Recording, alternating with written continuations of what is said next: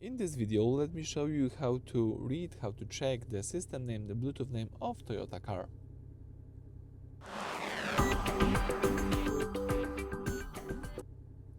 So let me start by using the home screen. Select the menu, the second option from the left, choose here Setup.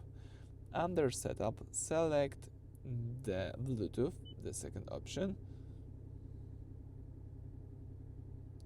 Choose here the detailed settings, select system information, and here we've got the system name. So right now I'm using the following name, Toyota Touch. I think this is the default one, but you can change it if you tap it here.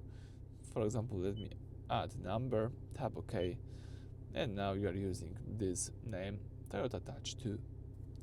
So that's it for this video. Thank you for watching. Please subscribe to our channel and leave thumbs up.